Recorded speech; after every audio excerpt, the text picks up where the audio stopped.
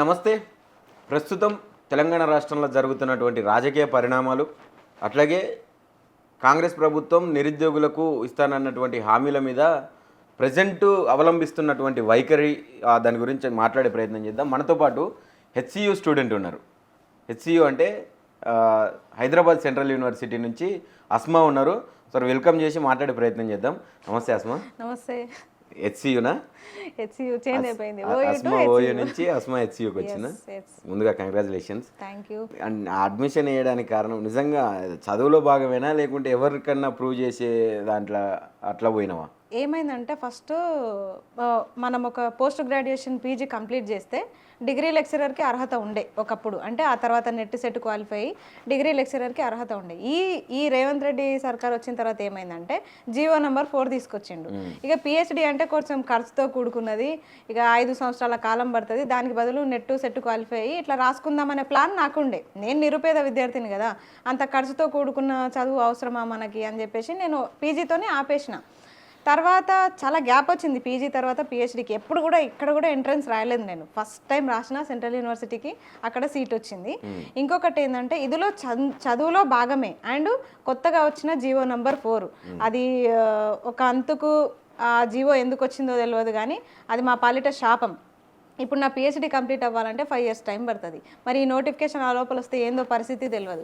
కాబట్టి ఒక ఛాలెంజింగ్గానే తీసుకున్నాను. ఎందుకంటే నువ్వు నిరుద్యోగివి కాదు, అసలు నువ్వు చదవవు, నువ్వు చదవక రోడ్ల మీద తిరుగుతున్నావు, నీకు చదువు చేతగాక ఉద్యమాలు చేస్తున్నావు అని అన్నప్పుడు ఆ క్వశ్చన్ నేను తీసుకోలేకపోయినా. అరే నేను గురుకుల 1:2లో ఉన్న అభ్యర్థిని, జేఎల్ కూడా 1:2లో ఉన్న అభ్యర్థిని, నేను ఈరోజు వెరిఫికేషన్ దాకా పోయి నాకు చేతిలో ఉద్యోగం వచ్చే టైంలో మీ తప్పిదాల వల్ల నేను ఉద్యోగం కోల్పోతే నన్ను నిరుద్యోగి కాదంటారు ఏంది అనే విషయంలో నేను చాలా మనసుకు తీసుకొని నేను ఎంట్రన్స్ రాసిన, ఇంటర్వ్యూ అటెండ్ అయినా. ఏదో ఇక్కడ కొంత రాజకీయాల లెక్క, ఓయూ లెక్క, ఇతర యూనివర్సిటీల లెక్క రాజకీయాల పలుకుబడితోటి ఇక్కడ సీటు తెచ్చుకున్న సీన్ అయితే లేదు. ఖచ్చితంగా ఎంట్రన్స్ రాసినాము, దాంట్లో టాప్ 10లో ఉన్నాము, ఇంటర్వ్యూలో ఉన్నాము.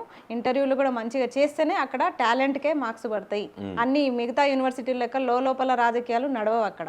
అది చాలా ఈ అడ్మిషన్ తోటి, ఈ సీట్ తోటి హెచ్సియుల నీ అడుగు పెట్టిన దాంతో నిన్ను ఎవరెవరైతే అసలు నిరుద్యోగే కాదు అని చెప్పి చాలా డిబేట్లలో కాంగ్రెస్ నాయకులు అందరూ కూడా అనేక సార్లు మాట్లాడినారు. అసలు నువ్వు దేనికి అప్లై చేసినావు, అసలు నిజంగా నువ్వు నిరుద్యోగివేనా, నువ్వు ఆస్పిరెంట్ కాదు అని చెప్పిన వాళ్ళందరికీ చెక్ పెట్టినా అనుకుంటున్నావు? చెక్ పెట్టినా, ఇంకొకసారి అంటే చెప్పుతోనే కొడతా. ఎందుకంటే ఫస్ట్ అయితే మంచిగా నేను చెక్ పెట్టిన. ఇప్పుడు మీ ప్రశ్నకి నా సమాధానం ఇది.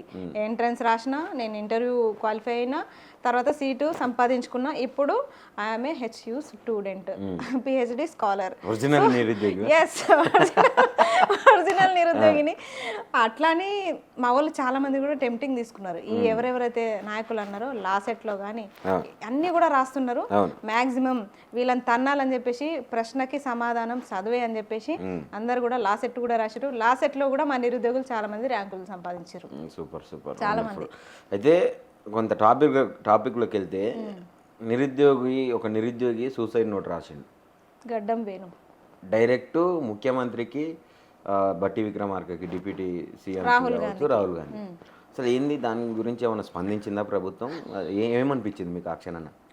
అసలు ఇప్పటిదాకా స్పందించుడు పక్కన పెడితే స్పందించలేదు. ఇంకొకటి విమర్శలు. మళ్ళీ వాళ్ళకి పాపం ఒక ప్రాణం పోతుంది అన్న ఇదిలా అందరూ పోయి మాట్లాడిస్తే, పరామర్శిస్తే వాళ్ళ మీద కూడా విమర్శలు. సిగ్గు శరం ఉందా నిజంగా కాంగ్రెస్ పార్టీకి? ఎందుకంటే ప్రాణం పోతుంది కదా, మీ పదవులు పక్కన పెట్టలేరా? ఒక క్షణం పార్టీని పక్కన పెట్టలేరా? ప్రాణం పోతుంటే పోయి పరామర్శించొచ్చిరా కాంగ్రెస్ వాళ్ళు? ఎంత పేరుంటుండే. అదే కేసీఆర్ గారికి ఏదో సర్జరీ అయినప్పుడు పోయిన రేవంత్ రెడ్డి మరి ఇక్కడ గడ్డం వేణు ప్రాణపాయ స్థితిలో ఉంటే సస్తాడో బతుకుడో తెలియదు. ఒక పాయిజన్ తీసుకున్నప్పుడు సస్తాడో బతుకుతాడో తెలియదు. ఆ నిరుద్యోగి ప్రాణపాయ స్థితిలో 3 రోజులు కొట్టుబిట్టాడిండు. అట్లాంటప్పుడు రేవంత్ రెడ్డి గారు విద్యాశాఖ మంత్రిగా ఉన్నారు కదా, మీరు ఎందుకు పోలేదు? సోయలేదా? అంటే కేసీఆర్ అయితేనే పోతావా? ఇక్కడ నిరుద్యోగి ప్రాణం కదా, కేసీఆర్దే ప్రాణమా?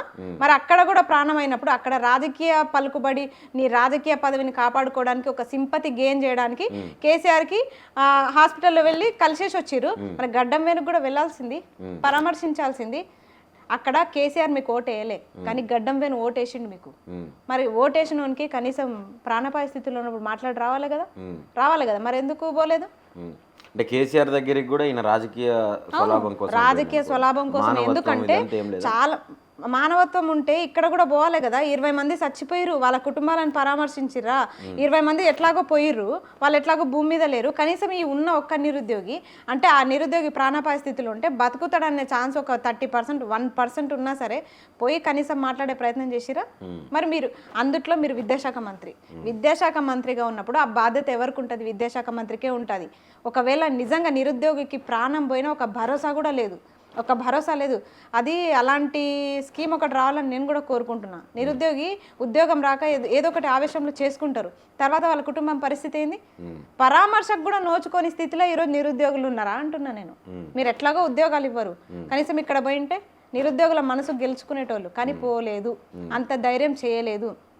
ఎవడైతే అక్కడ గ్రాడ్యుయేట్ ఎమ్మెల్సీగా నిలబడతాను చెనగాని చేతగాని దయాకర్ అంటున్నాడో అవన్నీ పోస్టర్లు కూడా చూస్తున్నాము. మరి ఎందుకు పోలేదయ్యా? ఆ హాస్పిటల్కి పోయి గడ్డం వేణుని ఎందుకు పరామర్శించలేదు? మాటలు మస్తు మాట్లాడతారు, మైకుల ముందల కూర్చొని మాట్లాడమంటే మాట్లాడతారు. ప్రత్యక్షంగా మీరు రాజకీయాలు ఎందుకు చేయట్లే? రాజకీయమే చేయండి. కేసీఆర్ దగ్గర రాజకీయం చేసినట్టు ఇక్కడ గడ్డం వేణు దగ్గర కూడా రాజకీయం చేసి వెళ్ళాల్సింది కదా అంటున్నా. ఒక్క కార్యకర్త కూడా పోలేదు, కాంగ్రెస్ కార్యకర్త కూడా పోలే, ఒక్కరు కూడా పోలేదు. అంటే ప్రాణానికి విలువ లేదా? అంటే అలా ఇదే నిరుద్యోగులు ఇంక్లూడింగ్ ఆయన కూడా ఉండొచ్చు. బస్సు యాత్రలు కావచ్చు, ప్రచారాలు కావచ్చు, విపరీతంగా వాళ్ళ అమ్మాయిల కాళ్ళు మొక్కి ఆయన అవన్నీ చేసిండో లేదో పక్కన పెడితే ఓటైతే వేసిండు. ఓటు వేసినప్పుడు కృతజ్ఞతా భావం ఉందా? రుణం తీర్చుకునే టైం వచ్చినప్పుడు తీర్చుకోవాలి కదా. నిరుద్యోగులకు రుణపడి ఉంటా, ఒక మాటలో నీ రుణం తీరిపోయిందా? అంటే ఈయన నా పేరు రాసి, అంటే కాంగ్రెస్ ముఖ్యమంత్రి పేరు రాసి ఇట్లా చేసిండు కాబట్టి ఏమన్నా నీ పేరు రాసిండు కాబట్టే నువ్వు రావాలి, నీ పేరు రాసిండు కాబట్టే నువ్వు రావాలి, నీ పేరు రాసిండు కాబట్టి అక్కడ సమాధానం నువ్వే చెప్పాలి. అదే హాస్పిటల్ ముందు పోయి నువ్వే సమాధానం చెప్పాలి. నేను విద్యాశాఖ మంత్రిని, నేను ఉద్యోగాలు ఇవ్వనందుకు ఆవేశంలో ఇట్లా చేసుకున్నాడు, రేపో మాపో వస్తాయని ఒక ప్రెస్ మీట్ పెట్టి చెప్పనుండే. ఒకవేళ ఆ ప్లేస్ లా వీళ్ళ పేర్లు ఉన్న ప్లేస్ లా ప్రతిపక్షాలకు సంబంధించిన ఎవరి పేర్లు అన్న ఉంటే ఈ రోజు పరిస్థితి ఎట్లుండే? రచ్చ ఉంటుండే. ఆ రోజు ప్రవళిక విషయంలో ఈ రోజుకి మాట్లాడుకుంటాం. ఎందుకు మాట్లాడుకుంటాం? మరి మిగతా 20 మంది నిరుద్యోగులు చనిపోయారు కాంగ్రెస్ హయాంలోనే, వాళ్ళ గురించి వాళ్ళ పేర్లు కూడా ప్రస్తావించారు. చూడండి, గడ్డం వేణు బతుకున్నాడు మా అదృష్టం కొద్దీ, లేకపోతే 21వ నంబర్ అవుతుండే మా రైట్. ఆయన ఏం చెప్తున్నాడు, రీసెంట్గా ఒక మంత్రి చెప్తా ఉంటాడు, జపాను జర్మనీ భాషలు నేర్చుకొని మేము అక్కడ ఉద్యోగాలు కల్పిస్తున్నాం అని. అక్కడ కల్పిస్తున్నాడంట. ఇప్పుడు ఇక్కడ అయిపోయినాయా? కొండ సురేఖ ఫ్యామిలీకి ఫిలప్ చేసేసిండ మొత్తం. ఇంకా ఇక తెలంగాణ దిక్కు లేదు, కానీ ఇంకా పక్క స్టేట్ల నుంచి పక్క రాష్ట్రాల నుంచి ఇక ఉద్యోగాలు కల్పిస్తా, జర్మన్ జపాన్ భాషలు నేర్చుకోండి అంటే అదే స్టైఫండ్ నువ్వు తెలుగు నేర్చుకుంటే ఇస్తా, ఇంగ్లీష్ నేర్చుకుంటే ఇస్తా, తెలంగాణలో గవర్నమెంట్ స్కూల్లో చదివితే ఇస్తా అని ఎందుకు చెప్పట్లే? గవర్నమెంట్ స్కూల్లో చదివే పిల్లలకు అదే స్టైఫండ్ ఇవ్వండి. పిల్లలు గవర్నమెంట్ స్కూల్లో ఎట్లా జాయిన్ అవ్వారో మేము కూడా చూస్తాం. సౌకర్యాలు లేకనే, అసలు వసతులు లేకనే ఈరోజు గవర్నమెంట్ స్కూల్కి ఎవరు ఆసక్తి చూపట్లేదు, ప్రైవేట్ స్కూళ్ళకి మొగ్గు చూపుతున్నారు. అట్లాంటప్పుడు గవర్నమెంట్ స్కూళ్ళకి మీరు ఈ వసతులు కల్పించండి అంటే, నిధులు ఇవ్వండి అంటే, జర్మన్ జపాన్ నేర్చుకోండి అంటే అసలు ఎవరి కోసము, ఎందుకోసము? ఎక్కడ జర్మనోడివి, ఎక్కడ జపానోడివి, నువ్వు ఎక్కడి మంత్రివి? జర్మనోడు జపానోడు ఓటేస్తే నువ్వు ఈరోజు మంత్రివి అయినావా? జర్మనోడు జపానోడు గెలిపిస్తే నువ్వు ఈరోజు పదవిలో ఉన్నావా? మరి వాళ్ళనే అడుగుపో కదా. ఎన్నికల్లో తెలంగాణలోని వచ్చి ఓట్లు అడుగుతావు, తెలంగాణలోతో ఓట్లు వేయించుకుంటావు, నీ పాలన మాత్రం జర్మన్ జపాన్కా? జర్మన్ జపాన్కి అక్కడ ఎక్కువ ప్యాకేజ్ వస్తుంది, ఇక్కడ తెలంగాణలో నిరుద్యోగత కూడా తగ్గుతుంది అని చెప్పి మాట్లాడుతున్నారు. కానీ ఏదో ఉంది మొత్తానికైతే. అక్కడ ముఖ్యమంత్రి కూడా జర్మన్ జపాన్ భాషలు నేర్చుకోండి అంటున్నాడు, ఇక్కడ ఈయన కూడా, ఈ మంత్రి కూడా జర్మన్ జపాన్ నేర్చుకుంటే మేము ఏకంగా స్కీమ్సే ఇస్తామంటున్నారు, ప్యాకేజ్లే ఇస్తామంటున్నారు. ఎందుకు ఇస్తున్నారు అసలు? ఒక తెలుగు నేర్చుకోండి ఇస్తా అని ఎందుకు అంటలేరు? తెలంగాణలో ఒక కొత్త విధానాన్ని ఏదన్నా చాలా మంది ఆర్టిఫిషియల్ ఏఐలో చాలామంది టాలెంటెడ్ పర్సన్స్ ఉన్నారు, ఇంజనీర్స్ చాలామంది, నిరుపేద ఇంజనీర్స్ ఉన్నారు, నిరుపేద డాక్టర్లు ఉన్నారు. మళ్ళీ అలాంటి వాళ్ళకి స్టైఫండ్ ఇవ్వచ్చు కదా. ఇప్పుడు ఐఏఎస్ చదవడానికి 1,00,000 కేటాయించే ఈ ప్రభుత్వము ఒక డాక్టర్కు, ఒక ఇంజనీర్ అయితేను 1,00,000 ఇస్తాను ఎందుకు కేటాయించట్లే? మీరు ఒక పోస్ట్ గ్రాడ్యుయేట్ చేస్తే 1,00,000 ఇస్తాను ఎందుకు కేటాయించట్లే? ఒక పిహెచ్డి చేస్తే ఇస్తాను ఎందుకు కేటాయించట్లే? అసలు యూనివర్సిటీలకి నిధులు ఎందుకు కేటాయించట్లే? గవర్నమెంట్ స్కూళ్ళకి కొన్ని నిధులు ఎందుకు కేటాయించట్లే? ఇవన్నీ పక్కన పెట్టేసి జర్మన్ జపాన్లో ఏం పని మీకు? మీ కుటుంబాలు ఏమైనా అక్కడ ఉన్నాయా? నాకు వస్తాయి మాటలుగా, కానీ ఇప్పుడు వద్దు, వ్యక్తిగతంగా పోవద్దు, కానీ మీకు అంత ప్రేమ ఎందుకు ఉంది జర్మన్ జపాన్ పైన? నాకు అర్థమైతలేదు. ఏమో వస్తున్నాయి కదా కొందరు, ఎవరెవరు సెటప్లు ఎక్కడ ఉన్నాయో తెలియదు, మరి అక్కడ ఏమైనా వేరే కుటుంబాలు ఉన్నాయేమో, మరి అందుకే అంత ప్రేమ ఒలకబోస్తున్నారు జర్మన్ జపాన్ పైన. తెలంగాణ బిడ్డల మీద ప్రేమ లేదు. అంటే పిల్లల భవిష్యత్తు ఆలోచిస్తారు అనుకోవచ్చు కదా. అంటే జర్మన్ జపాన్ భాష చదువుకుంటే భవిష్యత్తు ఉందా? ఎక్కువ ప్యాకేజ్ ఉంటుంది, నెలకు 2,50,000 జీతం వస్తుంది అని చెప్పి. అంటే ఇక్కడ ఉన్నటువంటి జాబులు చేస్తే ఎంత వస్తుంది? మరి మా పరిస్థితి ఏంది? మా పరిస్థితి ఏంది? మేము గవర్నమెంట్ స్కూళ్ళలో చదివి ఇదే రేవంత్ రెడ్డి కంటే ముఖ్యమంత్రిని చేసినాము, ఆయనకు ఒక ఉద్యోగం ఇచ్చినాము. మరి మీకు ఉద్యోగం ఇచ్చినాము, మా పరిస్థితి ఏంది? మేము కూడా అదే గవర్నమెంట్ స్కూళ్ళలో చదువుకున్నాం. మరి మాకు ఇవ్వండి కదా 2,50,000. మేము కూడా మంచిగా పనిచేస్తాము. ఈరోజు ఫేక్ సర్టిఫికెట్లతోన ఇంత ఉద్యోగాలు చేసి దొంగ ఉద్యోగాలు సంపాదించుకున్న వాళ్ళంతా తీసేసి నిజంగానే నిరుద్యోగులు ఎవరు ఉన్నారో వాళ్ళని స్పష్టంగా వెరిఫై చేసి మళ్ళీ కూడా వెరిఫికేషన్కి పిలవండి, నేను వస్తా జనరల్ చేయాలి. ఇప్పుడు అన్ని ఫేక్ సర్టిఫికెట్లు బయటకు వస్తున్నాయి కదా, నన్ను మళ్ళీ పిలవండి. ఈసారి టాప్ 1లో నా ఉద్యోగమే ఉంటుంది, నాకే ఇవ్వచ్చు. అట్లాంటి స్థితిలో నేనుంటే మీరు 2,50,000 మాకు అవసరం లేదు. తెలంగాణ గడ్డ మీద పుట్టినాము, తెలంగాణలో 50,000 జీతం ఇచ్చినా మేము తెలంగాణకే సేవ చేసుకుంటాం. జర్మన్ జపాన్కి మేము పోము. మేము జర్మన్ జపాన్ బిడ్డలం కాదు, జర్మన్ జపాన్లో మేము పుట్టలేదు. నా సేవలు జర్మన్ జపాన్కి అవసరం లేదు. నేను తెలంగాణకే సేవ చేసుకుంటా. నేను పుట్టిన గడ్డకి నేను రుణం తీర్చుకుంటా. అది నా వ్యక్తిగతం. నాకు మంచిగా నాకు సేవ చేయాలని ఉంది తెలంగాణకి. మీలాగా తెలంగాణలో పుట్టి పక్క రాష్ట్రాల మీద సవతి ప్రేమ నేను చూపించాను. నాకు అవసరం లేదు. నా తెలంగాణకే నా సేవలు అందాలి. మీరు టీచర్ ఆస్పిరెంట్ కదా? ఎస్. మొన్న టీచర్స్కి సంబంధించి ఇంటరాక్షన్ ప్రోగ్రామ్ జరిగింది, ముఖ్యమంత్రి గారు చూసారా మీరు? చూడలేదు నేను. ఎందుకంటే మాతోనే ఒక చర్చ జరపమంటే జరుపుతలేడు, కానీ వాళ్ళకి స్పెషల్ టెట్లు పెడతాడు. వాళ్ళ ఉద్యోగాలు ఎట్లా కాపాడుతున్నాడు అంటే అసలు ఆ అంతరంగా ఏం చర్చలు జరిగినాయో తెలియదు. కానీ వాళ్ళకైతే స్పెషల్ టెట్లు అవసరమేముంది? మాతో పాటు టెట్ రాయమని చెప్పండి. వాళ్ళని టెట్ రాయకపోతే వాళ్ళు క్వాలిఫై కాకపోతే ఉద్యోగాలు తీసేయచ్చు కదా వాళ్ళవి. అవసరం ఏముంది? సరే టైం ఇచ్చిర్రు, 2 సంవత్సరాల టైం ఇచ్చిర్రు. 2 సంవత్సరాల టైం ఇచ్చినప్పుడు ఇప్పుడు ఉన్న టీచర్స్ వాళ్ళు ఖచ్చితంగా క్వాలిఫై అవుతారు. ఆ 2 years కూడా మీకు ఆగుతలేదా? ఇంత బాగర ఎందుకు? ఆగండి కదా, 2 సంవత్సరాల టైం ఉంది, వాళ్ళు క్వాలిఫై అవుతారు. వాళ్ళకి స్పెషల్ టెట్ అవసరం ఏముంది? మాతో పాటే టెట్ రాయమని చెప్పండి. మేము హార్డ్గా క్వశ్చన్స్ వచ్చే పేపర్ మేము రాయాలి. వాళ్ళకేమో ఆ తర్వాత ఏముంటుంది, బి తర్వాత ఏముంటుంది, 2+2 ఎంత, 1 2 3 నెక్స్ట్ ఏంటి, ఇలాంటి క్వశ్చన్స్ వస్తే ఏ టీచర్ అయినా క్వాలిఫై అవుతారు. స్పెషల్ టెట్లు ఎందుకు? సో విద్యాశాఖ మంత్రిగా నేనున్నందుకు నన్ను బాగా తిడుతున్నారు. నేను చాలా కమిట్మెంట్ తోటి పనిచేస్తున్నా. నన్ను కాపాడుకోవాల్సిన బాధ్యత మీదే, నాకు తిట్లు పడకుండా మీరే చూసుకోవాలని చెప్పి వాళ్ళకు ఒక హామీ ఇస్తా ఉన్నాడు. ఏం చెప్తారు దానికి? తిట్లు తినకుండా కాపాడాలంటున్నారా? వాళ్ళు టీచర్లు అనుకుంటున్నారా, పోలీసులు అనుకుంటున్నారా? నీకు కావాలంటే 19,000 పోస్టులు వేసి కాపాడుకో. హోంశాఖ మంత్రి కూడా నీతో ఉంది, విద్యాశాఖ మంత్రి కాదు, హోంశాఖ కూడా నీతోనే ఉంది. కాబట్టి వాళ్ళకి 19,000 పోస్టులు వేసి ఆ 19,000 మందిని చుట్టూ పెట్టుకొని కాపాడుకో రక్షణగా. అట్లా కూడా టీచర్లను కాదు మీరు సెక్యూరిటీగా పెట్టాల్సింది, పోలీసులని. అది మర్చిపోయినట్టుండు. రక్షణకి ఎవరిని కూడా పెట్టుకోవాలి. రక్షణ మంత్రి, హోంశాఖ మంత్రి మనకు ఉండడం చాలా గర్వకారణంగా ఉంది. చాలా గర్వపడుతున్నాను నేను ఈరోజు. అంటే వీళ్ళు పదే మీ స్వలాభాల కోసం బయటకు వస్తారు. మీకు సంబంధించిన ఇష్యూస్ నా దగ్గరికి తీసుకురావద్దు, విద్యార్థులకు ఏ సమస్యలు ఉన్నాయి అవి మాత్రమే నా దగ్గర తీసుకురండి అంటున్నాడు. అంటే ప్రజెంట్ ఏ సమస్యలు లేనట్ట విద్యార్థులకు ఎట్లా చూడాలి? మళ్ళీ టీచర్లకు బుద్ధి ఉండాలిగా, చాక్ పీసులు లేవని చెప్పాలిగా, మొత్తం బోర్డులు లేవని చెప్పాలి కదా, పిల్లలకి టాయిలెట్స్ లేవని చెప్పాలి కదా, వంటగదులు లేవని చెప్పాలి కదా. ఇవన్నీ చెప్పకుండా ఏం ముఖ్యమంత్రి కూర్చుంటే సినిమా చూస్తున్నారా అంటే ఇక్కడ ఒకటి అమితానందం. ముఖ్యమంత్రి మా ముందర కూర్చుంటూ ముఖ్యమంత్రిని ఒక అర్ధగంట చూసే అవకాశం వచ్చిందన్న టీచర్లు చాలా మంది ఉంటారు. ఆ ఆనందంలో, ఆ తేరిపోయిన ఆనందంలో కొంతమంది ఉంటారు. అసలు క్వశ్చన్ ఒక్కరన్నా చేసిరా? చాక్ పీసులు లేకుండా మీకు వచ్చే జీతాలలో చాక్ పీసులు కొంటారు, మీకు వచ్చే జీతాలలోనే ఆ బోర్డులకు రంగులు వేస్తారు, గోడలకు సున్నాలు వేపిస్తారు. 15th ఆగస్టుకి ప్రైజులు కూడా మీరే కొంటారు, లేకపోతే గ్రామంలో ఉండే ఎవరన్నా పార్టీ పెద్దలు ఎవరొకరు కొనిస్తారు ప్రైజెస్ పిల్లలకి. అసలు షూస్ లేవు, అప్పట్లెక్క యూనిఫామ్స్ లేవు, అసలు వంటలు చేసేటోళ్ళకి జీతాలు లేవు. నిజం చెప్పాలంటే కనీసం స్వీపర్లు కూడా లేరు, బెల్లు కొట్టేటోడు కూడా లేడు. ఈ టీచరే జీతం తీసుకుంటున్న పాపానికి బెల్లు కొట్టాలి. ఇవన్నీ అడగాల్సింది ఎవరు? ఆ టీచర్ కదా. మీ తరపు నుంచి మేము అడుగుతాము, కానీ మీరు మాత్రం ఆయన ముందల పోయి ఇట్లా దిష్టి బొమ్మ లెక్క కూర్చుంటారా? అసలు మేము కొట్లాడితే మా మీద మీరు జీతాలు తింటున్నారు. కనీసం మీకు బుందు. నేను అదే అంటున్నా, అంత మంచి అవకాశం కదా, ఎందుకు అడగలేదు ముఖ్యమంత్రిని మా టీచర్లను అంటున్నా ఫస్ట్. రైట్గా ఇంజనీరింగ్ స్టూడెంట్స్ సంవత్సరానికి 1,10,000 మంది బయటకు వస్తున్నారు డిగ్రీలు తీసుకొని. కానీ ఒక్కరికి కూడా జాబ్ అప్లికేషన్ ఫామ్, వాళ్ళ సొంత అప్లికేషన్ ఫామ్ నింపారు, తెల్ల పేపర్ ఇచ్చి ఒక అప్లికేషన్ రాయాలంటే రాయలేని సిచ్యువేషన్లో ఉన్నారు. వీళ్ళంతా క్రిమినల్ వేస్ట్ అని చెప్పి ముఖ్యమంత్రి గారు మాట్లాడుతున్నారు. దానికి మీ అభిప్రాయం ఏంది? ఇప్పుడు ఎవరు క్రిమినల్ వేస్ట్ అనేది కనీసం వాళ్ళు ఫామ్స్ పక్కలతోనైనా నింపుకుంటారో ఎట్లనైనా అవుతుంది, ఇంట్లోనైనా నింపుతారో ఎట్లనైనా అవుతుంది. ఇప్పుడు నిజంగా మీ అఫిడవిట్లు మీరు నింపుతారా? మీ అఫిడవిట్లు మీరు నింపుతారా? కరెక్ట్ స్పెల్లింగ్ పొల్లు పోకుండా మీరు నింపగలుగుతారా? తెలుగు స్పష్టంగా వందే మాతరం అని స్పష్టంగా పలకగలుగుతారా? మళ్ళా జెండా వందనం వస్తుంది, ఆగస్టు 15 వస్తుంది, మళ్ళీ ఇజ్జత్ తీసుకోకరి ఈసారి చక్కగా మాట్లాడురి. ఇంకొకటి క్రిమినల్ వేస్ట్ అంటే ఫస్ట్ ఇంజనీరింగ్ కాలేజీలను 1,00,000 మంది ఇంతమంది వస్తున్నారు అని చెప్తున్నారు కదా, ఎందుకు వస్తున్నారు ఇంతమంది? ఒక టీచర్ అభ్యర్థులు ఇంతమంది రావట్లేదు, మరి గవర్నమెంట్ స్కూళ్ళ నుంచి ఇంతమంది రావట్లేదు. ఒక చైతన్య నారాయణ కాలేజీలు ఇప్పటికీ రన్ అవుతున్న ధైర్యంగా గల్లా ఎగరేసుకొని చెప్తాడు, ఎట్లా చెప్తాడు ఆయన? కాబట్టి ఇవన్నీ పర్మిషన్లు ఇచ్చేది రేవంత్ రెడ్డి గారే, విద్యాశాఖ మంత్రి నుంచి. కాబట్టి మీ వల్లనే మా విద్యా వ్యవస్థ నాశనం అయిపోతుంది, మా తెలంగాణ నాశనం అయిపోతుంది. మీరు క్రిమినల్ వేస్ట్, మీరు వేస్ట్, మీరు క్రిమినల్. ఎన్ని కేసులు ఉన్నాయి మీ మీద? 89 క్రిమినల్ కేసులు ఉన్నాయి.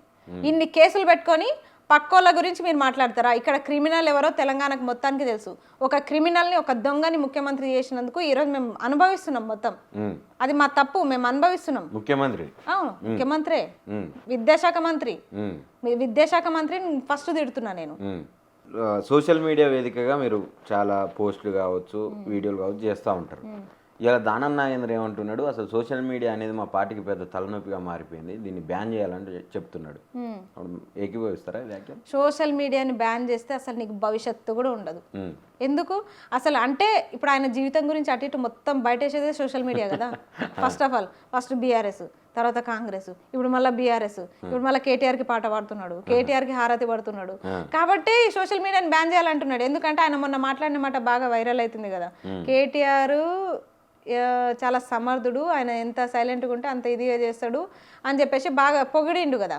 అంటే మళ్ళీ ఇటు వస్తున్నాడని ఒక సోషల్ మీడియానే కదా చూపించేది, మనమే చూపిస్తున్నాం. కాబట్టి ఆయనకు ఒక ఇది అన్నట్టు మళ్ళీ నా గురించి మొత్తం ఏడ బయట పడుతుందో అన్న ఇదిలా సోషల్ మీడియాని బ్యాన్ చేయాలనుకుంటే మీకు రాజకీయ భవిష్యత్తే ఉండదు. ఏమనుకుంటారు అసలు? సోషల్ ప్రశ్నించే హక్కు అందరిది, అది ఏ ప్లాట్ఫామ్ ద్వారానైనా ప్రశ్నిస్తాము. లేకపోతే ఇందిరా పార్క్ దగ్గరనే మైకులు పట్టుకొని ఆడనే మాట్లాడాలా? మరి ఆడ మాట్లాడింది 10 మందికి ఎట్లా తెలవాలి? ఎట్లా తెలవాలి? మా భావన, మా స్వేచ్ఛా ప్రకటన ఎట్లా తెలవాలి పబ్లిక్కి? మీడియా ద్వారా. మీడియా జోలికి వస్తే మాత్రం దానం నాగేందర్ గారికి అయితే మామూలుగా ఉండదు, వేసుకుంటారు బాగా. అనవసరంగా మీడియా జోలికి వెళ్ళకండి. ఎమ్మెల్సీ ఎలక్షన్స్ మీద బాగా కసరత్తులు చేస్తున్నది కాంగ్రెస్ పార్టీ. మొత్తం అభ్యర్థులను కూడా ప్రకటించే కార్యక్రమం పెట్టుకొని నడిపిస్తూ ఉన్నది. ఎట్లా నిజంగానే అవకాశం ఉన్నదా? కాంగ్రెస్ పార్టీ ఏం చెప్తున్నది? ఖచ్చితంగా ఈ ఎమ్మెల్సీలు కూడా మాయ అని చెప్పి మాట్లాడుతున్నారు.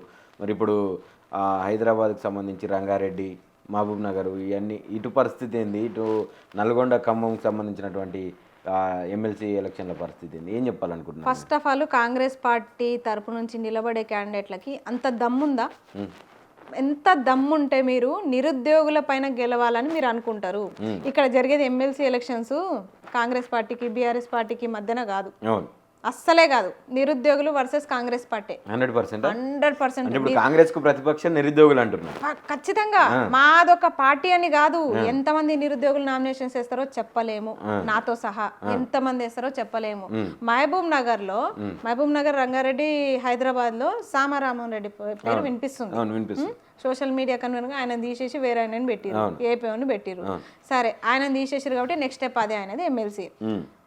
నిజంగా నిలబడే దమ్ముందా? నిజంగా నిరుద్యోగుల పైన గుండె మీద చెయ్యేసుకొని చెప్పమని చెప్పండి. నేను నిరుద్యోగులకి మా రేవంత్ రెడ్డి గారు 2 లక్షల ఉద్యోగాలు ఇచ్చిర్రు, ఈరోజు దాన్ని బేస్ చేసుకొని నేను ధైర్యంగా నిలబడుతున్నా, ధైర్యంగా గెలుస్తా అని చెప్పే దమ్ము సామారామన్ రెడ్డికి ఉందా? మీరు అసలు నిరుద్యోగుల దగ్గరకు వచ్చి ఓట్లు అడిగే దమ్ము ఉందా?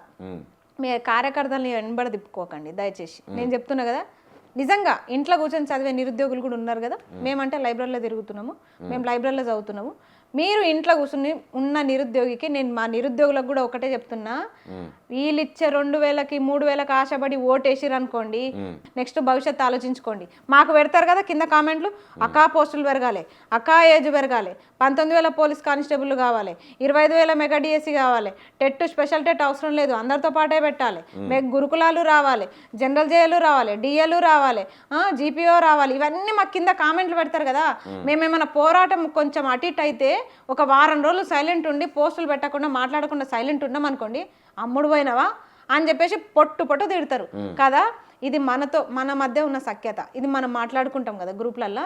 ఇదే క్వశ్చన్ వచ్చినోని అడగండి.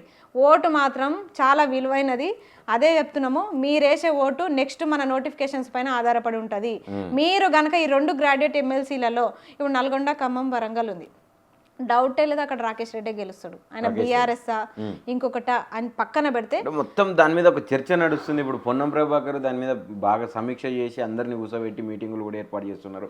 అంతా చాలా పొన్నం ప్రభాకర్ కి 46 జీవో అంటేనే తెలియదు. ఆయన సర్వే నంబర్ అనుకునే మనిషి. ఆయన సర్వే జరిపి ఆయన ఒక మీటింగ్ పెట్టిండంటే మంత్రి అమ్మా, ఆయన ముఖ్యమంత్రినే వేసుకుంటున్న మంత్రి ఉంది కానీ జీవోలు కూడా తెలియనంత స్థితిలో ఉంటారా మంత్రి? ఇది నేను చెప్పిన మాట కదా, మళ్ళా నన్ను అనకురి.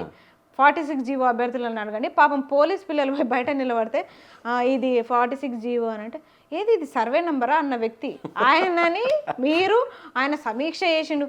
ఆయన సమీక్షలు అంత ఈజీ కాదు, చెయ్యని. ఆయన సమీక్ష చేస్తే మాకు ఒరిగేదేముంది? ఇప్పుడు మీరు పోటీ పడేది నిరుద్యోగులతోనా, నిరుద్యోగుల జీవోలతోనా, నిరుద్యోగుల పోస్టులతోనా, నిరుద్యోగుల ఏజ్ రిలాక్సేషన్ కూడా పెంచండి. గవర్నమెంట్కి ఓటేస్తారా నిరుద్యోగులు? మా నిరుద్యోగులను కూడా అడుగుతున్నా, మీరు గనక 2 గ్రాడ్యుయేట్ ఎమ్మెల్సీలలో ఒక్కరినన్నా గెలిపించారు అనుకోండి, నిరుద్యోగుల తరపు నుంచి మేము మాట్లాడడం, ఈరోజు కొట్లాడడం. అసలు మేము అది కూడా చెప్తున్నాం. అసలు నోటిఫికేషన్స్ కోసం ఎంత దాకానైనా కొట్లాడడానికి సిద్ధంగా ఉన్నాం మేము. అలాంటి మీ ఓటు తీసుకుపోయి 3,000కో 4,000కో మీరు అమ్ముకుంటే మాత్రం అది మీ భవిష్యత్తుని చెదలు పుట్టిస్తుంది. చెదలు పట్టినట్టే, మీ చెక్కకి మీరే చెదలు పట్టించుకొని మీరే నిప్పంటించుకున్నట్టే. అది కూడా చెప్తున్నాం. కాబట్టి దండం పెట్టి చెప్తున్నా, దయచేసి ఎట్టి పరిస్థితుల్లో ఈ 2 గ్రాడ్యుయేట్ ఎమ్మెల్సీలలో బుద్ధి చెప్పాలని మా నిరుద్యోగుల్ని కోరుకుంటున్నా. అయితే మీరు ఇప్పుడు హెచ్సియుకి సంబంధించి అడ్మిషన్ వేసినారు, హెచ్సియు స్టూడెంట్ అయిపోయారు, అందులో ఉంటున్నారు. ఓకే, ఇది నేను నిజంగానే నిరుద్యోగి కాదన్న వాళ్ళకు ఇది ఒక సమాధానం అని చెప్పి మాట్లాడుతున్నాను. నిజంగా ఒరిజినల్ నిరుద్యోగులు నిజంగా నిరుద్యోగులు అయితే మొన్న సభకి ఎందుకు పోయినరు? బీఆర్ఎస్ పెట్టిన సభకి ఎందుకు పోయినా? ఆ ట్రోల్ నడుస్తుంది బాగా, చూస్తున్నా. సమాధానం చెప్తా నేను. ఆ సభకి ఎందుకు పోయారంటే, ఇంతకుముందు బీఆర్ఎస్ పార్టీ చాలా సభలు పెట్టింది. అక్కడ ఎక్కడైనా మా నిరుద్యోగులు, నేనే కాదు ఎవరైనా కనిపించిరా? లేదు. ఇదే ఇంద్ర కానీ, కుమార్ అన్న కానీ, వెంకటేష్ అన్న కానీ, రవన్న, కొడంగల్ రవన్న కానీ ఎవరైనా కనిపించినామా? ఎవ్వరు కనిపించలే. ఫస్ట్ టైం అక్కడికి ఎందుకు వెళ్ళిరంటే, అక్కడ ఆ ప్లేస్ కనెక్ట్ మాకు ఫస్ట్. ఆ ప్లేస్ అనేది మా మైండ్లో కూర్చుండిపోయింది. ఏ నిరుద్యోగిని అడిగినా సరూర్ నగర్ సభలో ఏం జరిగింది 3 సంవత్సరాల కింద అంటే చెప్తారు. 2023లో యూత్ డిక్లరేషన్ ప్రకటించబడ్డది అక్కడ సరూర్ నగర్ స్టేడియంలో. ఎవరి ద్వారా? ప్రియాంక గాంధీ నోటి వెంట, రాహుల్ గాంధీ అధ్యక్షతన, రేవంత్ రెడ్డి గారి ప్రత్యక్ష ప్రసారంలో అక్కడ యూత్ డిక్లరేషన్ ప్రకటించబడ్డది. మరి ఆ యూత్ డిక్లరేషన్ ప్రకటించిన ప్లేస్ అంటే మనం చాలా కనెక్టివ్ ప్లేస్. అది బీఆర్ఎస్ పెట్టిందా, బీజేపీ పెట్టిందా పక్కన పెడితే, ఇంకొకటి ఇంతకు ముందు కూడా చెప్పిన, నిరుద్యోగుల సభ అని ఎవరు పెట్టినా వెళ్తా అని. అదే జరిగింది అక్కడ. కాకపోతే స్పీచ్ అగ్రెసివ్ అవ్వడం వల్ల నిందలు వచ్చినాయి, వాస్తవమే. నిందలు పడ్డంత మాత్రాన పోరాటం అయితే మాది తగ్గదు. వాళ్ళు కూడా అన్యాయం చేసి వీళ్ళందరూ పైకొచ్చి రేవంత్ రెడ్డిని తిట్టడమే పని పెట్టుకున్నారు. అంటే ప్రభుత్వాన్ని కొంత ప్రభుత్వం మీద బురద జల్లే ప్రయత్నం తప్ప ఏం లేదు. వీళ్ళంతా పైసలు తీసుకొని పైకి మాట్లాడిరు అని చెప్పి మాట్లాడుతున్నారు. అంటే ఇన్ని రోజులు పైసలు ఇస్తేనే మాట్లాడినావా? అంటే పైసలు ఇస్తేనే మాకు మాటలు వస్తాయా? ఇన్ని రోజులు ఎప్పుడు ప్రశ్నించలేదా? అది మా పోరాటం ఏమన్నా యువ సంగ్రామ సభతోటే మొదలైందా? ఏం మాట్లాడుతున్నారు వీరు? మరి రేవంత్ రెడ్డి తిట్టకపోతే బరాబర్ తిడతాం. మరి మేము కాంగ్రెస్ పార్టీ కార్యకర్తలమే ఒకప్పుడు. మేము కార్యకర్తలమే. కాంగ్రెస్ పార్టీ మమ్మల్ని మోసం చేసింది. మరి కాంగ్రెస్ పార్టీ మోసం చేసినప్పుడు కాంగ్రెస్ పార్టీ కార్యకర్తల ఆవేదన ఎట్లా ఉంటది? గట్లనే ఉంటది. రేవంత్ రెడ్డిని కాకపోతే ఎవరిని తిడతాం? నిన్న మొన్న పార్టీ మారిన దానం నాగేందర్ని తిట్టాలనా? మానవతరాయిని తిట్టాలనా? వాళ్ళు ఎప్పుడు ఏ పార్టీలు ఉంటారో తెలియదు. వాళ్ళని ఎందుకు తిడతాం? మరి ఒక ఇనిషియేట్ తీసుకొని కాంగ్రెస్ పార్టీ అధికారంలోకి రావాలని చెప్పేసి పట్టుపట్టిన రేవంత్ రెడ్డినే తిడతాం. రేవంత్ రెడ్డిని ఎందుకు తిడుతున్నాం అంటే ఆయన విద్యాశాఖ మంత్రి, నీటిపారుదల శాఖ మంత్రి కాదు. నీళ్ళు వస్తలేవయ్యా, నా పొలంలో మొలకలు వస్తలేవు అని మాట్లాడడానికి కాదు కదా. ఆయన విద్యాశాఖ మంత్రి కాబట్టే విద్యార్థులు తిడుతున్నారు. తప్పేముంది? ఆ సభలో 100% అందరు కరెక్టే మాట్లాడారు. కాంగ్రెస్ పార్టీని ఎందుకు తిడుతున్నారంటే అదే ప్లేస్లో కాంగ్రెస్ పార్టీ హామీలు ఇచ్చింది కాబట్టి, మా యూత్కి హామీలు ఇచ్చి ఈరోజు నెరవేర్చలేదు కాబట్టి తిట్టినాం. ఆ సభ ఎవరిదో మాకు అనవసరం. కానీ దాన్ని అయితే మేము విజయవంతం చేసినాం. అక్కడ కేటీఆర్ విజయవంతం చేయలేదు, అది బీఆర్ఎస్ పార్టీ వాళ్ళు వచ్చి జెండాలు ఎగరేసి విజయవంతం చేయలేదు. నిరుద్యోగులు అటెండ్ అయ్యి నిరుద్యోగులు మాత్రమే విజయవంతం చేసుకున్నారు. అక్కడ కార్యకర్తలని బురద జల్లే ప్రయత్నాలు చేస్తే మాత్రం కాంగ్రెస్ వాళ్ళకి ఒకటే చెప్తున్నాము, పింక్ పేడ్ బ్యాచ్ అని చెప్పేసి నా మీద కూడా పోస్టర్లు వేసిరు. అసలు మాకు ఆ ఉద్దేశం లేదు. ఎలక్షన్స్ చాలా దూరం ఉన్నాయి, మాకు ఉద్దేశం లేదు. మీరు పంపిస్తారా మమ్మల్ని బీఆర్ఎస్ పార్టీకి చెప్పండి. మీరే పంపిస్తారు దగ్గరుండి, తీసుకోపోండి. మీరే ఒక వెహికల్ లో తీసుకుపోయి బీఆర్ఎస్ భవన్ లో తీసుకుపోయి కండవాలు వేపియ్యి. మీరు సిగ్గుండాలి కొంచెమన్నా. అదే కాంగ్రెస్ పార్టీ కండవాలు వేసుకొని ఊరూరా తిరిగినప్పుడు మాట్లాడిరా వీళ్ళెవరన్నా? నిజంగా నిరుద్యోగులు కండవాలు కప్పుకొని తిరిగిరా? నా ఫొటోస్ ఉన్నాయి అబ్బా, నేను మీకు సెండ్ చేస్తా చూడండి. నేను కండ వేసుకొని మాట్లాడినా. అప్పుడు లేనటువంటి ఈ పేడు ఇదంతా ఈ వ్యవహారం అంతా ఇప్పుడు ఎందుకు ఇంత నేను అదే అంటున్నా. మా పేడ్ బ్యాచ్ సంఘానికి అధ్యక్షుడు రేవంత్ రెడ్డి అప్పుడు మమ్మల్ని కొనుక్కొనే మమ్మల్ని ప్రచారాలకు పంపించిండు. ఒకవేళ అది నిజమైతే ఇప్పుడు ఇది కూడా నిజమే. ఇది కూడా బీఆర్ఎస్ పార్టీ కూడా మమ్మల్ని కొన్నట్టే. కానీ ఎప్పటికైనా మన గురువులను మనం మర్చిపోవద్దు. మా గురువు మా పేడ్ బ్యాచ్ కి అధ్యక్షుడే మాత్రం రేవంత్ రెడ్డి. ఖచ్చితంగా ఆయన పక్క రేవంత్ రెడ్డి మీద ఒట్టు పక్క ఆయననే. అయితే ఇప్పుడు రేవంత్ రెడ్డి ఏమంటున్నాడు అంటే ప్రెసెంట్ ఎస్ఐపిసికి సంబంధించినటువంటి నోటిఫికేషన్ గురించి మీరు అడుగుతుంటే, మీరు బాయిలదునికి చచ్చిపోయినా ఎండ్రిందాకి చచ్చినా నేనైతే గిదే నోటిఫికేషన్ ఇస్తాం, మీరు కావాలనే ఈ పోలీస్ కానిస్టేబుల్కి సంబంధించినటువంటి మన నోటిఫికేషన్ విషయంలో ఏదో ప్రభుత్వాన్ని మేనేజ్ చేసే ప్రయత్నం చేస్తారు, ఒక భారీ కుట్ర చేస్తున్నారని చెప్పి మాట్లాడుతూ ఉన్నారు. ఎవరు చేస్తున్నారు? మీరే. మేమే కదా. మేము కుట్ర చేస్తున్నామని తెలుసు కదా. మరి సిగ్గుంటే పోస్టులు పెంచు, సిగ్గు శరం ఉండాలి కదా. నేను అదే చెప్తున్నా, టీచర్లను కూర్చోబెట్టి నాకు రక్షణ కల్పించండి కాదు, పోలీస్ అభ్యర్థులకు పోస్టులు పెంచి రక్షణ కల్పించుకో. మేము ఎవరు చచ్చిపోయినా మీరు చచ్చిపోయినా గివే పోస్టులు ఇస్తా అంటుంటే గవే పోస్టులు ఇస్తా అంటున్నాడు కదా. నువ్వు చచ్చిపోయినా ఏదో అన్నాడు కదా, 117 స్థానాల్లో మేమే గెలుస్తామని. 117 స్థానాలు కాంగ్రెస్ పార్టీ వాళ్ళు గెలిచినా మీరు అన్నట్టు మిగతా రెండు స్థానాలు ఉన్నాయి కదా, ఆ 2 ఓడిపోయే స్థానాలు మాత్రం ఖచ్చితంగా రేవంత్ రెడ్డి ఉంటాడు ఒక స్థానంలో ఖచ్చితంగా. మొత్తం 119 కదా, 119లో 2 స్థానాలు ఓడిపోతామని ఒప్పుకుంటున్నాడు కదా, ఆ 2లో ఒక స్థానం మాత్రం కొడంగలే. అయితే ఈ మధ్య ఒక ట్రోలింగ్ చూస్తున్నా బాగా తిరుగుతా ఉంది. ఈ అస్మా అనేటామే కొంత పెద్ద వాళ్ళని తిడితే ఫేమ్ వస్తుంది, నేను కూడా కొంత నాది కూడా ప్రొఫైల్ పెరుగుతుంది అని చెప్పి పెద్దోళ్ళని తిడుతున్నారు అని చెప్పి మాట్లాడుతున్నారు. నిజమేనా ఇది? కాదబ్బా, నిజం చెప్పండి. ఉద్యమాలకి వచ్చిన తర్వాత ఫేమ్ వచ్చిందా, అంటే ఉద్యమాలు చేస్తూ వచ్చిన ఫేమా, లేకపోతే ఫేమ్ కోసం ఉద్యమాలకు వచ్చిన? అది చెప్పాలి, మీరు చెప్పాలి. నేనే చెప్పాలి కదా. నేను గురుకుల మూమెంట్లో 2 సంవత్సరాల కింద 2024లోనే నిరాహార దీక్ష కూర్చున్నాం. అప్పటి నుంచి మీకు గుర్తుండే ఉంటుంది, నేను అశోక్ సార్, కుమార్ అన్న, ఇంద్రనాయక్ నలుగురం కూర్చున్నాం. ఒక 7 రోజులు కూర్చున్నాం. వారం రోజులు కూర్చుంటే బల్మూరు వెంకటన్న వచ్చి మాట ఇచ్చి విరమింపజేసిండు.